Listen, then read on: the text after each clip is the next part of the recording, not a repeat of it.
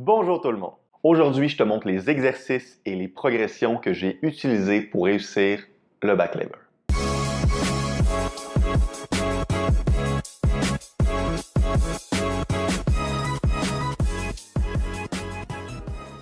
Premièrement, il faut que je te dise que oui, le back lever est un mouvement impressionnant, mais il est quand même assez facile à réussir.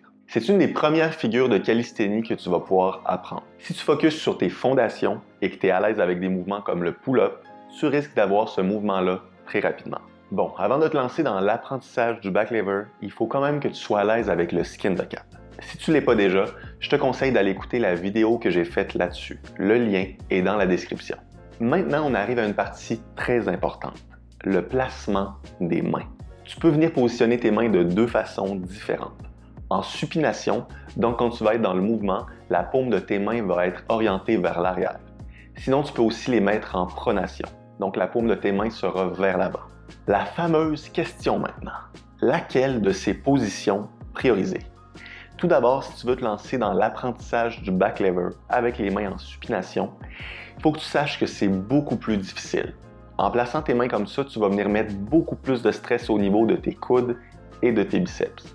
C'est pas rare d'entendre des personnes qui ont des ruptures distales du biceps, donc à la partie située au niveau du coude. Donc, il y a deux écoles de pensée. Celle qui conseille de commencer tout de suite avec les mains en supination pour renforcer graduellement tes tendons et y aller très progressivement.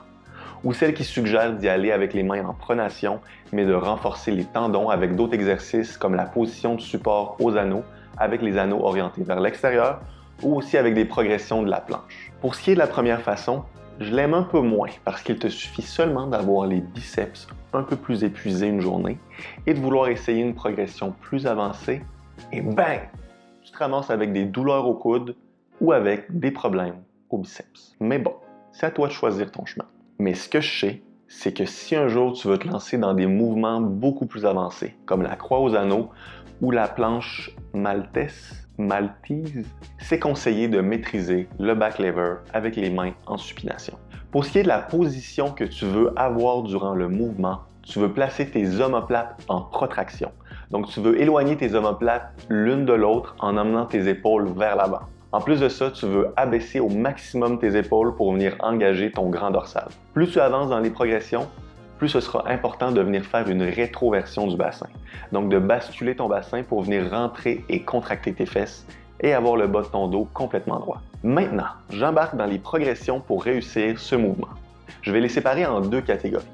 Les progressions excentriques et les back lever lift, qui se traduit par les montées en back lever. Pour les progressions excentriques, tu vas vouloir partir de la position inversée pour ensuite descendre graduellement vers le sol en retenant ta descente environ 5 secondes. Quand tu pourras descendre lentement et en contrôle, tu vas t'arrêter à la position du milieu et faire une pause de 3 à 5 secondes. Donc voici les différentes progressions, allant du plus facile au plus difficile.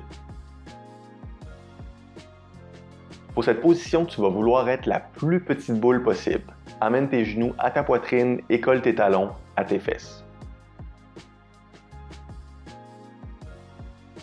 Pour celle d'après, il va seulement falloir éloigner tes genoux de ta poitrine.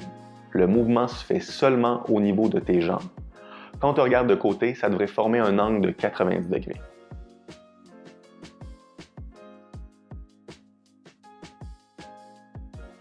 C'est à partir de cette position que ça va être important de faire une rétroversion du bassin. Pour cette progression, au plus que tes jambes vont être loin l'une de l'autre, plus ce sera facile.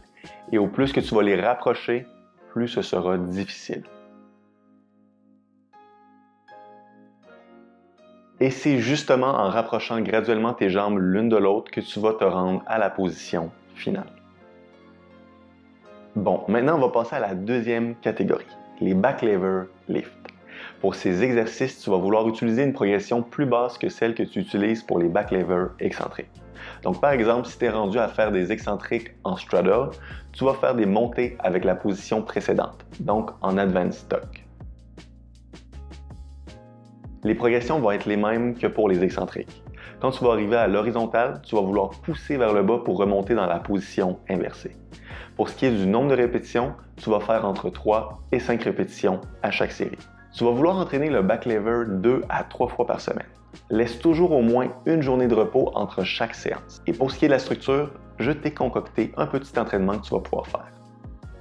Donc souviens-toi que quand tu seras capable de descendre environ 5 secondes en contrôle dans les répétitions excentriques, tu vas vouloir ajouter une pause d'environ 3 à 5 secondes quand tu te trouves à l'horizontale. Et dernière chose, filme-toi quand tu t'entraînes, parce que des fois, il y a une grosse différence entre ce qu'on pense et la réalité. Au début, je pensais vraiment que j'étais bien droit quand je faisais mon back lever, jusqu'à temps que je me filme et que je réalise que j'étais loin de l'être. Maintenant que je t'ai donné les outils pour y arriver, est-ce que le back lever fait partie de tes objectifs? Dis-moi ça dans les commentaires juste en dessous. Et on se dit à la semaine prochaine pour une autre vidéo du vendredi.